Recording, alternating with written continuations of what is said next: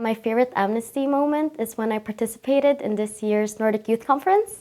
I remember that all the participants, we were outside the Saudi Arabian embassy, and you can feel the tension building up because everybody were screaming their lungs out, free Aziza, free Iman, free Lujain. And actually, the Saudi Arabian embassy at Denmark, they had their windows open because it was so hot, but they closed it after we came because we were screaming so loud. And at that moment, we could feel that we won a certain victory. And we felt so great, and we were screaming our lungs out on the way to the bus too. So, yeah.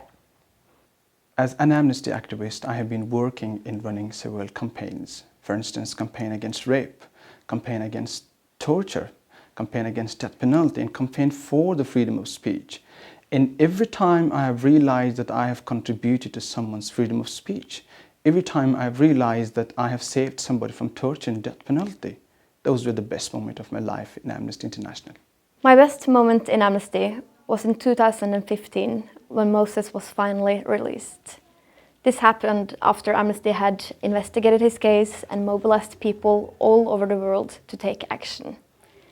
The following year, he was at Amnesty's general meeting, and to meet him in person and to see that it actually works to be an activist, that was truly inspiring. My best moments when taking action with Amnesty have been when, with a small group of people, I've done something that was then noticed and copied by a few more, and then noticed and copied by even more, where you could see the roll-on effect of a small personal initiative creating a lot more pressure for change.